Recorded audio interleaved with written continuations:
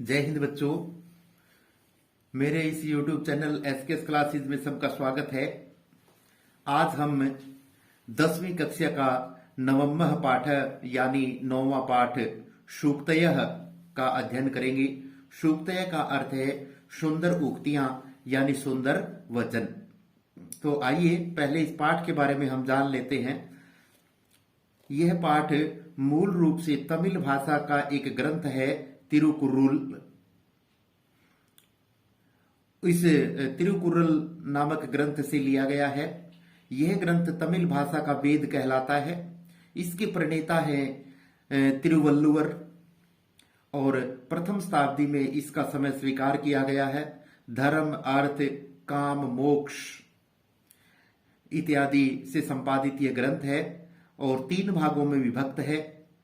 तिरु शब्द श्रीवाचक है और इसलिए तिरुकुरुल शब्द का अभिप्राय है श्रिय युक्ता वाणी यानी सुंदर वचनों से सुशोभित वाणी।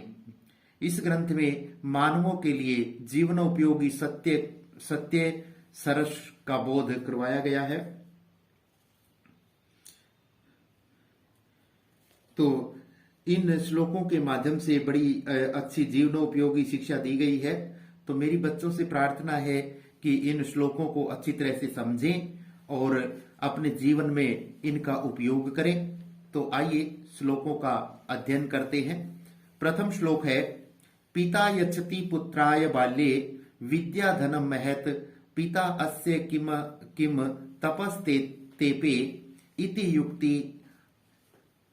युक्ति तत्कृतज्ञता। तो पहले इसका अन्वय देखते हैं। पिता पुत्राय, पिता पुत्राय पुत्र के लिए, बाल्ये बचपन में, महत बहुत अधिक अत्यधिक, विद्या धनम विद्या रूपी धन, यच्छति देता है, अस्य पिता इसके पिता ने, किम तपः कौन सी तपस्या की, कौन सा तप किया, इति उक्ति यह कहना ही उसके लिए कृतज्ञता है। तो कहता है कि पिता पुत्राय बाल्ये, पिता पुत्र के लिए बचपन में अत्यधिक विद्या रूपी धन देता है। इस पिता ने कौन सी तपस्या की, यह कहना ही उसकी कृतज्ञता है। अर्थात भावार्थ में हम लिख सकते हैं कि पिता, हर पिता के सीमित साधनों के होते हुए भी अपने पुत्र को अच्छी से अच्छी शिक्षा प्रदान करने का प्रयास करता है। इसके लिए चाहे उसे कितने भी कष्ट उठाने पड़े। वास्तव में पिता अपने पुत्र की शिक्षा के लिए मानो तपस्या करता है। तो कहता है कि मेरे पिता ने मुझे इस योग्य बना दिया कि आज मैं मेरे पैरों पर खड़ा हूं। मेरे पिता की तपस्या का ही फल है कि मैं आज जीवन में उन्नति कर रहा हूं। इस प्रकार की सोच रखना ही एक पुत्र का अपने पिता के प्रति आभार प्रदर्शन है। दूसरा श्लोक है, अवक्रता यथा चित्ते तथा वाची भवेत यदि तदेवाहु महात्मानः समत्वमिति तथ्यतः। तो कहता है इस श्लोक के माध्यम से मन और वचन में, मन और वाणी में एक रूपता को दर्शाया गया है। तो कहता है कि अवक्रता यथा चित्ते, कहता है कि जैसे चित्ते, चित्त में, मन में अवक्रता सरलता होती है, तथा वैसे ही यदि वाची वाणी में भवेत हो जाए तो महात्मानः, तो इसी महापुरुष, तद एव इसे ही तथ्यतः वास्तव में समत्वम, समभाव, समान रूपता या समता कहते हैं। तो कहता है कि यदि मनुष्य के मन में जैसी सरलता होती है, वैसी ही सरलता यदि उसकी वाणी में आ जाए, वाणी में हो जाए, तो महापुरुष इसे ही समान रूपता कहते हैं, समभाव कहते हैं। भावार्थ में हम लिख सकते हैं कि मनुष्य अपने मन में मधुरता, कोमलता का भाव रखते हुए यदि वैसी ही वाणी भी बोलना शुरू कर दे तो इसे महापुरुषों की दृष्टि में समभाव कहा गया है। और यदि मनुष्य अपने मन में मधुरता, सरलता, कोमलता का भाव रखता है और ऐसी ही वाणी बोलना प्रारंभ कर दे तो मनुष्य का कल्याण हो सकता है। तीसरा श्लोक है, त्यक्त्वा धर्म प्रदान वाचम परुषाम यो अभिधीर्येत परित्यज्य फलम पक्वम भुंक्ते अपक्वम विमूढ़धि। तो कहता है कि धर्म प्रदान करने वाली धर्मानुकूल वाचम वाणी को त्यक्त्वा छोड़ करके यह जो पुरुष परुषाम कठोर वाणी अभ्युदीरियेत बोलना चाहता है, सह वह विमूढ़ मूर्ख व्यक्ति पक्वम फलम पके हुए फल को परित्यज्य छोड़ करके अपक्वम बिना पके हुए न पके हुए भुंकते फल का उपभोग करता है। तो कहता है कि धर्म प्रदान वाचम धर्मानुकूल वाणी को छोड़ करके जो मनुष्य कठोर वाणी बोलना चाहता है वह मूर्ख व्यक्ति पके हुए फल को छोड़ करके बिना पके हुए फल का उपभोग करता है। तो इसमें कहा गया है, भावार्थ के रूप में हम लिख सकते हैं कि जिस प्रकार पका हुआ फल स्वादिष्ट होता है उसी प्रकार धर्मानुकूल वाणी मनुष्य को सुनने में अच्छी लगती है। इसलिए जो व्यक्ति ऐसी वाणी नहीं बोलता वह नासमझ है, और जो मनुष्य कठोर वाणी का प्रयोग करते हैं उनकी मूर्खता, उनके हृदय से अज्ञानता और मूर्खता उनकी प्रकट हो जाती है। चौथा श्लोक है, विद्वांस एव लोके अस्मिन् चक्षुषमन्तः प्रकीर्तितः अन्येषां वदने तु ये तु ते चक्षुर्नाम्नि मते। कहता है कि अस्मिन् लोके इस संसार में विद्वान ही चक्षुषमन्तः आंखों वाले प्रकीर्तितः स्वीकार किए गए हैं या माने गए हैं। इस संसार में विद्वान मनुष्य ही आंखों वाले माने गए हैं, आंखों से युक्त माने गए हैं। अन्येषाम वदने तु अन्येषाम दूसरों के वदने मुंह पर ये जो चक्षु आंखें ते तु नामने मते वे तो नाम की मानी गई हैं, वे तो नाम की आंखें हैं। तो कहता है कि इस संसार में विद्वान मनुष्य ही आंखों से युक्त स्वीकार किए गए हैं और अन्य पुरुषों के मुख पर जो आंखें हैं वे तो केवल नाम की आंखें मानी गई हैं। अब कहता है कि मनुष्य की आंखों का जो काम होता है वो अच्छी बुरी चीजों को देखना होता है, और विद्वान अपने शास्त्र ज्ञान से अच्छे बुरे की पहचान कर लेता है।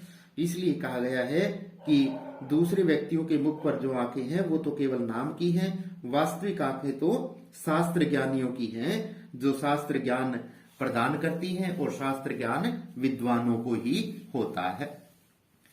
पांचवा श्लोक है, यत् प्रोक्तम येन केनापि तस्य तत्वार्थ निर्णयः कर्तुम शक्यो भवेद्येन सह विवेकः इति रीतः। तो अन्वय देखते हैं इसका, येन केनापि जिस किसी के द्वारा भी, यत् प्रोक्तम जो कुछ कहा गया है, तस्य उसका तत्वार्थ निर्णय वास्तविक निर्णय या फैसला होता है। येन जिसे कर्तुम करने में शक्यो भवेत वह समर्थ होता है, वह समर्थ होना चाहिए। सह विवेक वही विवेक है, वही बुद्धि है, बुद्धिमता है। इति ईरितः ऐसा कहा गया है। तो कहता है कि जिस किसी के द्वारा भी, येन केनापि जिस किसी के द्वारा भी जो कुछ कहा गया है वह उसका वास्तविक निर्णय होता है, जिसे करने में वह समर्थ होना चाहिए, वही विवेक है, ऐसा कहा गया है। तो कहता है कि विवेक का अर्थ बुद्धिमता है। किसी भी विषय पर व्यक्ति सोच समझकर जो कुछ भी कहता है वह उसका वास्तविक निर्णय होता है, और व्यक्ति जो निर्णय लेता है उसे पूर्ण करने की सामर्थ्य भी उसके अंदर होनी चाहिए, इसे ही विवेक कहा जाता है। छठा श्लोक है, वाक्पटु धैर्यवान मंत्री सभायाम अपि अकात्रः स केनापि प्रकारेण प्रैर्न परिभूयते। तो यहाँ एक कुशल मंत्री की विशेषता बताई गई है। कहता है कि यह मंत्री, जो मंत्री वाक्पटु, बोलने में कुशल होता है, बोलने में निपुण होता है, धैर्यवान और धीरज धारण करने वाला, धैर्य धारण करने वाला होता है, सभायाम अपि एकात्रः, और सभा में भी जो सभा में निडर रहता है, वह दूसरे सह के नापी, वह किसी भी प्रकार से परई, दूसरे या शत्रुओं से न परिभूयते, अपमानित नहीं होता है। तो कहता है कि जो मंत्री बोलने में निपुण और धैर्य धारण करने वाला है, वह सभा, और जो सभा में भी निडर रहता है, वह शत्रुओं के द्वारा अर्थात दूसरों के द्वारा किसी भी प्रकार से अपमानित नहीं होता है। तो यहाँ पर बताई गई है कि राज्य की जो उन्नति है वो प्रतिभाशाली मंत्री से ही संभव हो सकती है। जो मंत्री हर विषय पर अच्छी प्रकार से बोल सकता है, सभी बातों को जवाब दे सकता है, उसे कोई भी अपमानित नहीं कर सकता। तो मंत्रियों के मुख्य जो गुण है वो धैर्य धारण करना, निडरता और वाक्पटुता माने गए हैं। जो जिस मंत्री में ये गुण होते हैं वो कभी भी अपमानित नहीं किया जा सकता। 7वां श्लोक है, यह इच्छत्यात्मनः श्रेय भूतानि सुखानि च न कुर्याद हितम करम सह परिभ्य कदापि च।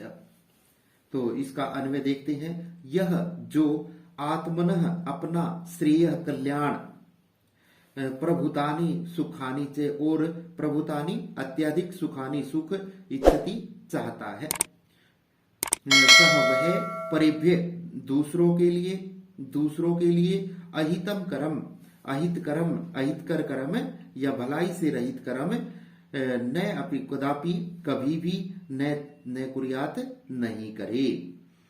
तो कहता है कि जो मनुष्य अपना कल्याण और अत्यधिक सुखों की कामना करता है, सुखों की इच्छा करता है, वह दूसरों के लिए भलाई से रहित कर्म को कभी न करे। तो कहता है कि यदि हम अपना कल्याण चाहते हैं और हम चाहते हैं कि हम सुखी रहें, तो हमें ऐसे कर्म करने चाहिए जो दूसरों के लिए भी भलाई वाले हो, जो दूसरों के लिए भी हितकारी हो। यदि हम अपना लाभ सोच करके दूसरों के लिए बुरा कर्म करेंगे तो उसका फल हमें अवश्य भोगना पड़ेगा। जैसे इस संसार में कहा भी जाता है कि जैसा करोगे वैसा भरोगे, इसलिए बुरे कर्म का फल इस संसार में अवश्य ही भोगना पड़ता है। 8वां श्लोक है, आचारः प्रथमो धर्मः इति एतत् विदुषां वचः तस्मात् रक्षेत सदाचारम प्राणेभ्यो अपि विशेषतः। तो पहले इसका अन्वय हम देखते हैं। आचारः प्रथमः धर्मः, आचार यानी आचरण मनुष्य का पहला धर्म है, सबसे पहला धर्म है। इति एतद विदुषां वचः, एतद यह विदुषां विद्वानों का, वचः वचन है, ऐसा यह विद्वानों का वचन है। तस्मात् इसलिए, प्राणेभ्य अपि प्राणों से भी बढ़कर, विशेषतः बढ़कर, सदाचारम रक्षेत आचरण की रक्षा, सदाचार की रक्षा या आचरण की रक्षा करनी चाहिए। तो कहता है कि इस श्लोक के माध्यम से सदाचार का महत्व यहां पर बताया गया है। तो कवि कहता है कि आचरण सबसे प्रथम धर्म है, आचरण सबसे पहला धर्म है, ऐसा यह विद्वानों का मत है या विद्वानों का कहना है। इसलिए प्राणों से भी बढ़ करके सदाचार की, आचरण की रक्षा करनी चाहिए। भावार्थ में हम लिख सकते हैं कि सभी शास्त्रों में आचरण की श्रेष्ठता पर बल दिया गया है। मनुष्य का सबसे पहला धर्म, सबसे बड़ा धर्म अपने आचरण की रक्षा करना है। यदि मनुष्य ने अपना चरित्र खो दिया तो समझो उसका सब कुछ चला गया, और यदि उसने चरित्र की रक्षा कर ली तो उसने सब कुछ पा लिया। इसलिए हमें अपना चरित्र ठीक रखना चाहिए, और अपने चरित्र की रक्षा के लिए यदि मृत्यु भी आ जाए तो इसके लिए भी हमेशा तैयार रहना चाहिए। यहाँ पर पाठ का हिंदी अनुवाद समाप्त होता है। धन्यवाद।